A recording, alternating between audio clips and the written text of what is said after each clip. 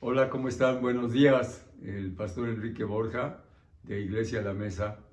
Yo quiero ahora tomar una parte importante del libro de Daniel en el capítulo 2, porque como menciona el Nuevo Testamento, sobre todo la primera epístola de Pedro, es como que de alguna forma el espíritu del Mesías o el espíritu de Cristo operaba, ese espíritu mesiánico operaba sobre los profetas.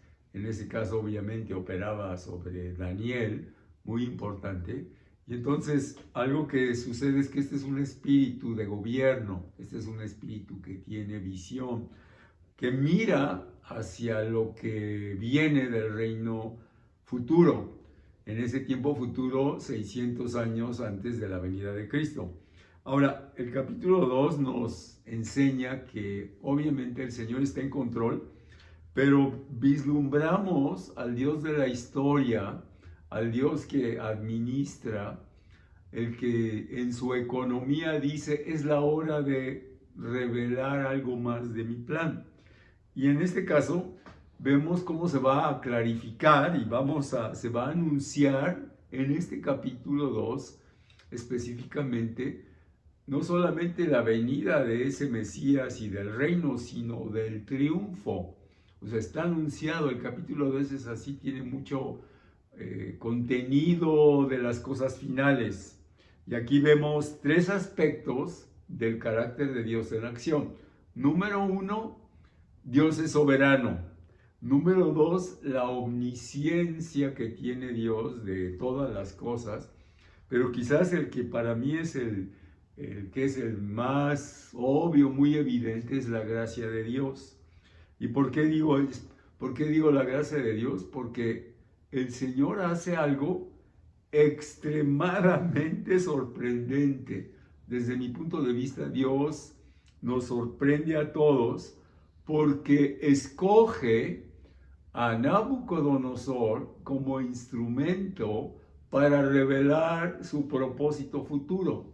O sea, yo quiero que nos demos cuenta que este es un rey asesino, terrible, ególatra, dominante, o sea, un personaje de la historia muy cruel, pero a través de que tiene sueños, es perturbado en las noches, tiene pesadillas, y él empieza a meditar, porque dice la Biblia que él está, ahora sí está en su camita, no puede dormir, y de pronto se pone a pensar sobre el futuro.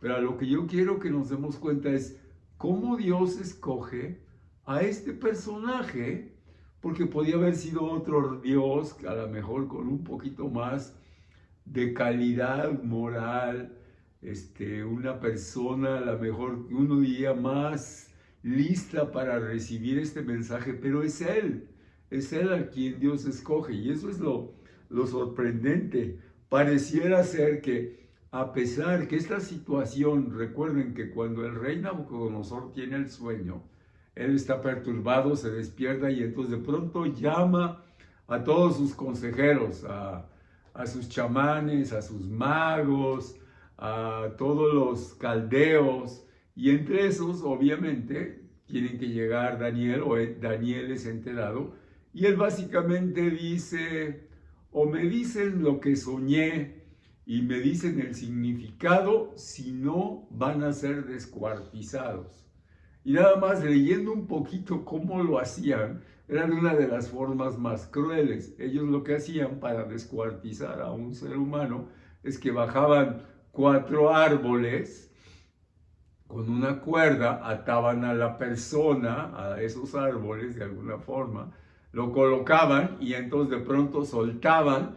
Imagínate, sus miembros eran llevados en todas direcciones. Entonces, esa era la amenaza. Pero lo que yo quiero decirles es que esta amenaza trae una causa de urgencia, de que necesitamos escuchar de Dios, y ese es donde aprendemos otra cosa más. En los momentos de mayor necesidad, Daniel y sus compañeros intensamente buscan la voluntad de Dios, intensamente ante una amenaza de este tipo. Y no solamente la amenaza era para la persona, el chamán, el mago, el consejero, era para toda la familia, y no solamente eso, era destruir sus casas, o sea, era una amenaza muy seria. Y aquí está un punto increíble: de las cosas malas, el Señor hace cosas muy buenas. Como dice Romanos, todas las cosas terminan ayudando para bien.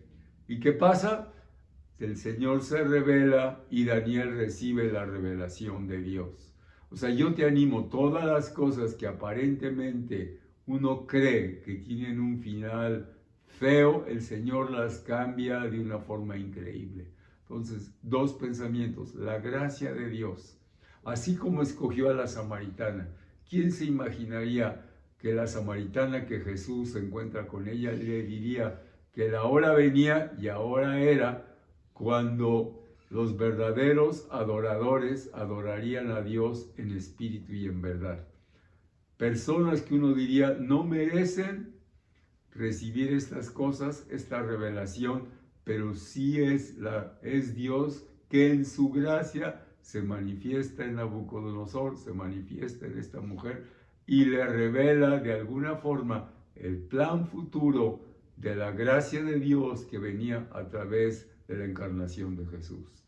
Te animo a recibir aún más de la gracia del Señor.